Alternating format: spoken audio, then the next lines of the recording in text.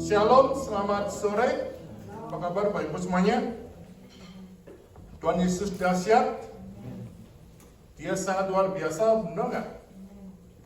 Nah, saya mengajak belajar sama-sama. Saya sudah pernah share di tempat ini. Saya akan continue tentang namanya increase, di mana setiap kita harus mengalami satu peningkatan, benar nggak? Kita nggak mau punya hidup kita yang sama dengan tahun-tahun sebelumnya. Bahkan kita nggak mau lebih buruk lagi dari tahun-tahun sebelumnya. Tapi kita ingin hidup ini di dalam tahun-tahun yang baru ini, kita mengalami satu namanya peningkatan, benar nggak? Nah, mempunyai satu keyakinan kalau kita bisa mengalami sesuatu yang besar, yang membawa hidup kita menjadi kepala dan bukan menjadi ekor. Nah, mari kita belajar bagaimana kita bisa mengincrease satu kehidupan kita akan Tuhan. Nah, dalam tahun yang baru ini, yang dimana kita sudah lewat ini di bulan Februari, kita menjadikan semangat yang baru untuk kita menjalani satu perjalanan kehidupan kita. Kita perlu tahu bahwa perjalanan kehidupan ini sungguh luar biasa ketika kita menjalani satu kehidupan ini. Nah, kalau kita perhatikan kata increase mengandung satu pengertian yang mendalam di dalam kehidupan kita. Nah, kalau menurut kamus bahasa Indonesia, mengandung satu pengertian bahwa increase berarti pertambahan, atau kenaikan, atau memperluas, atau menaikkan, atau mempertinggi, atau mempertingkatkan, atau bertambah.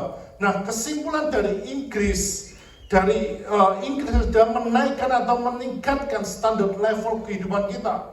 Nah, kita ada di hari-hari ini, kita belajar untuk meningkatkan satu level kita akan Tuhan.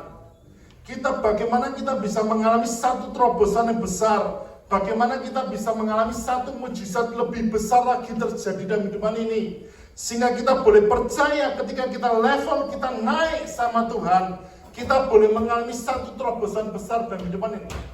Saya ingin setiap kita di tempat ini mengalami satu namanya kenaikan. Bukan hanya naik berat badan, bukan hanya naik semuanya, tapi segalanya naik dalam kehidupan ini. Baik dari income kita, dari kerohanian kita, dari pelayanan kita, dari semuanya. Dan itu sangat menentukan satu kehidupan kita dalam kehidupan kita ini. Berhasil dalam pekerjaan, karir meningkat itu impian semua orang. Tidak ada orang yang mau mengalami satu signifikan secara karirnya. Tentu bahagia rasanya jika pekerjaan kita tuh sungguh berhasil. Dan kita terus mendapat satu promosi yang luar biasa. Dan kita mendapatkan satu yang lebih tinggi lagi dalam kehidupan ini. Nah, dalam berusaha apapun, kita selalu ingin berhasil. Dalam kehidupan demikian kita ingin berhasil membangun satu kehidupan kita. Membangun satu penyertaan kita, membangun sesuatu yang besar dalam kehidupan ini. Nah, sebelum kita mempelajari ini, kita perlu ngerti terlebih dahulu apa yang harus kita terapkan dalam kehidupan kita. Banyak orang sedang bergumul di hari ini sedang menghadapi tantangan. Banyak orang sedang menghadapi setiap cobaan yang ada, tapi bagaimana kita bisa berhasil dalam menghadapi segala. Nah, saya finally dapat keluar ini. Nah, apa yang harus kita terapkan, apa yang harus kita lakukan dalam hal ini? Nah, sebelum kita melihat dari hidup dan Yusuf, kita perlu menyertakan satu keinginan Tuhan untuk promosi posisi kita semua. Tuhan menginginkan kita menjadi kepala dan bukan menjadi ekor. Yaitu di dalam mana? Ulangan 28 ayat yang ke-13. Ulangan 28 ayat ke-13, Tuhan akan mengangkat engkau menjadi kepala dan bukan ekor. Engkau akan tetap naik dan bukan turun apabila engkau mendengarkan perintah Tuhan Allahmu yang kusampaikan pada hari ini. Kau lakukan dengan apa? Saya tanya, kau lakukan dengan apa? Dengan apa? Setia. Jika kita setia, jika kita mengandalkan Tuhan, jika kita fokus sama Tuhan, jika kita ingin percaya terus sama Tuhan, kita akan suatu saat akan tetap naik dan bukan turun. Bahkan kita akan menjadi kepala, bukan menjadi ekor. Itu satu impian dalam setiap kehidupan kita. Dan di dalam kehidupan kita dari semua di dalam satu kehidupan kita perlu belajar lebih dahulu tentang Yusuf. Tuhan ingin hidup kita sesuatu yang besar terjadi dalam kehidupan ini. Bahkan dari semua alasan yang membuatnya Yusuf, saudara-saudara membenci Yusuf, apakah alasan utama mereka membencinya? Kejadian 37 ayat 3 dengan jelas mengatakan bahwa Israel lebih mengasihi Yusuf dari semua anak-anaknya yang lain. Berarti apa? Mereka lebih mencintai Yusuf daripada semuanya. Nah, sejak kecil Yusuf ini berbeda. Lebih dikasihi ini dari anak-anak yang lain. Melihat hal itu, cemburulah saudara-saudaranya, dan Yusuf pun mulai mengalami satu rangkaian penderitaan di hidupnya. Apalagi ketika ia menyampaikan mimpinya kepada mereka, ia pun hampir dibunuh. Setelah selamat dari dibunuh dan pembunuhan, dan bukan berarti selamat dari sepenuhnya, ia dilemparkan dalam sumur yang gelap dan gelap gulita. Yusuf bisa saja secara mati, secara perlahan di sana, di sumur. Kalau kita ada di sumur, apa yang terjadi dalam depan kita? Kita perlahan-lahan kita akan mati. Bahkan kita akan dikerumunin dengan semua binatang, semua hal yang bau dan lain sebagainya, yang membuat kita semakin mati. Tapi itu pun bukan sebuah kebebasan. Dia selamat dari sumur, bukan sesuatu kebebasan, karena ia justru dijual kepada para saudagar di Midian dan dibawa ke Mesir dalam status sebagai budak. Budak ini bukan sesuatu prosesi sebagai kepala. Benar nggak? Tapi sebagai ekor. Tapi posisinya sebagai ekor. Apa yang selanjutnya? Ternyata Yusuf dibeli oleh Potifar, kepala pegawai istana. Dalam posisi budak, apa yang menjadi prestasinya? Tidak ada sama sekali. Posisi budak mana ada bisa menjadi prestasi, dan tidak ada nothing. Tapi Yusuf berbeda, dengan dikatakan di sana bahwa Yusuf selalu berprestasi dan mendapatkan promosi yang di tempat dapat ditinggal di rumah mewah tuannya Potifar. Bagaimana bisa demikian? Ini yang perlu kita belajar. Alkitab mencatat bahwa demikian, tetapi Tuhan menyertai Yusuf sehingga ia menjadi seorang yang berhasil dan pekerjaannya, maka tinggallah ia di rumah tuannya dan orang Mesir itu. Nah, perjalanan Yusuf apakah makin hari makin ringan? Setelah ia tinggal di rumah tuannya Potifar, perjalanannya pun makin ringan? Tidak juga, makin berbahaya.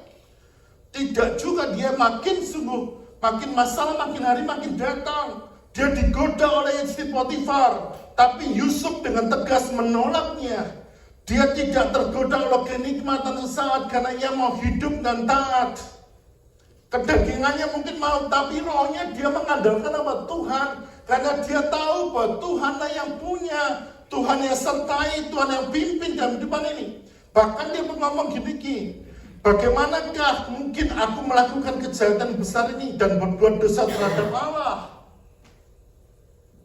Terus menerus ditolak, lama-kelamaan istrinya meninggalkan dia. Ia pun memfitnah Yusuf, sehingga Yusuf dilemparkan kemana? Masuk dalam penjara. Dilemparkan di penjara, dia masuk di penjara. Posisinya semakin hari semakin anjlok. Kini Yusuf berstatus sebagai budak, tapi dia terpidana. Apa yang terjadi? Kelihatannya semakin menunjukkan sikap yang luar biasa, bahwa setiap apapun yang terjadi, dia tahu dia punya Tuhan yang besar. Dia mengandalkan Tuhan dalam kehidupannya. Tetapi Yusuf tetap setia di dalam keadaan sulit. Seberapa banyak dalam keadaan sulit kita tetap setia sama Tuhan? Seberapa banyak dalam keadaan bahaya kita tetap mengandalkan Tuhan dalam kehidupan ini? Buktinya di Kejadian 39:21. Tetapi Tuhan itu menyertai Yusuf dan melimpahkan kasih setianya kepadanya dan membuat Yusuf kesayangan bagi kepala penjara itu. Saya tanya, kalau kita sebagai budak, bahkan kita masuk dalam penjara, bagaimana kita bisa menjadi kepala penjara, kesayangan mereka? Tidak mungkin. Bagaimana kita bisa mengalami, bahkan orang penjara pun suka sama kita? Nggak mungkin. Tapi karena dia tahu, dia setia, walaupun dalam keadaan sulit, dia diangkat dan kepala penjara itu bagi apa? Kesayangan bagi Yusuf ini. Nah, dalam hari ini apa yang harus kita pelajari di dalam whatever he did, the Lord make it a success. Bagaimanapun yang terjadi, bahwa Tuhan itu membuatnya hidup kita makin hari makin luar biasa. Hidup kita makin hari makin dahsyat. Apa yang harus kita lakukan dalam hidupan ini? Nah, dari sumur gelap, penjara, dan akhirnya menjadi apa? Raja di istana.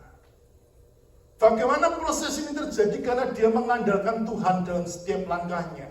Dia hanya fokuskan hidup kita sama Tuhan.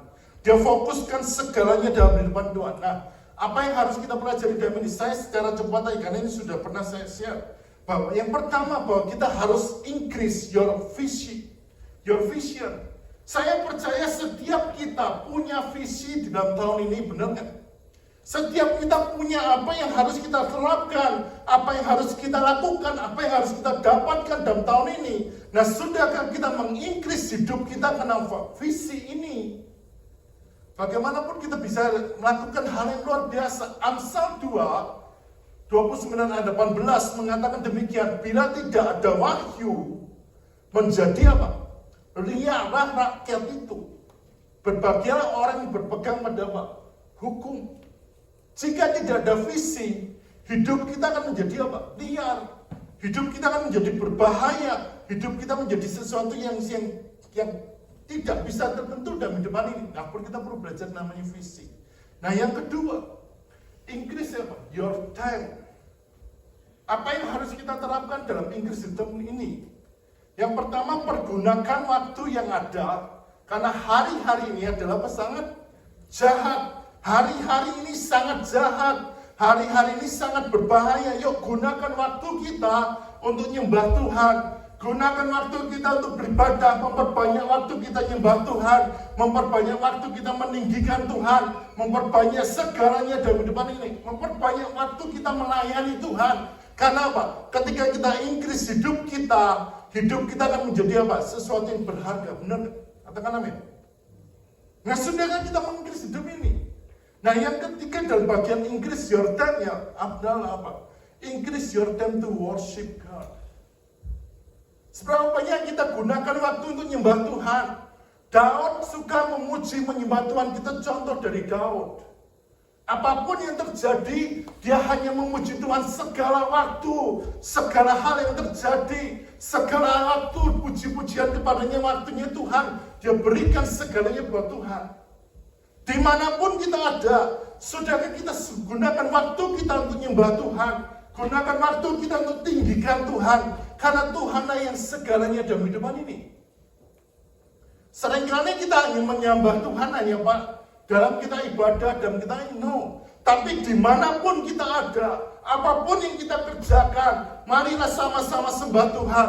Kalau kita nyanyi buat Tuhan, Tuhanlah yang akan memberikan segalanya dalam hidupan ini. Benar nggak? Nah, sudahkah kita melakukan ini? Yuk kita perbanyak waktu kita untuk Tuhan. Yang terakhir, increase your time to pray. Sudahkah kita makin banyak hari-hari kita untuk berdoa hari-hari ini? Banyak kita gunakan waktu untuk nyembah Tuhan. Banyak kita gunakan waktu untuk tinggikan Tuhan. Mintalah, maka akan diberikan kepadamu. Carilah, maka kamu akan mendapatkan. Ketoklah, maka pintu itu akan apa? Dibuka. Lah kalau kita nggak ngetok pintu, bagaimana pintu itu bisa dibuka? Tidak mungkin. Nah, sudahkah kita memperbanyak waktu kita untuk mengetok pintunya Tuhan? Untuk apa? Membuka segalanya. Membuka kerannya itu terjadi dalam hidupan ini. Dan Tuhan akan melimpahkan berkat yang besar dalam hidupan ini. Nah, sudahkah kita melakukan ini? Nah, ini yang harus kita pelajari. Increase your time to serve God. Sudah banyak kita hari-hari ini melayani Tuhan. Saya ketika share ini di San Francisco, itu saya nggak pernah lupa. Ada satu ayat gini mengatakan, biarlah rohmu menyala-nyala melayani Tuhan. Benar ya? Ayat itu gini, janganlah gendaklah kerajinanmu kendor, tapi biarlah rohmu ngapain? Menyala-nyala melayani Tuhan. Benar ya? Sudah kita menyalakan roh kita untuk terus menyala-nyala melayani Tuhan. Sudahkah kita gunakan roh kita untuk terus-terus membangkitkan kita untuk melayani Tuhan? Maka jangan pernah kendorkan roh kita, tapi teruslah gunakan roh kita untuk melayani Tuhan. Jangan pernah kita stop untuk melayani, tapi teruslah kita melayani. Kenapa? Ketika kita melayani Tuhan, Tuhan sedang menanamkan satu benih yang besar dalam kehidupan ini. Berarti kita sedang apa? Sedang menanamkan satu seed di surga kekal kita. Sudah kita melakukan ini dalam kehidupan kita. Nah ini yang ingin saya share hari ini.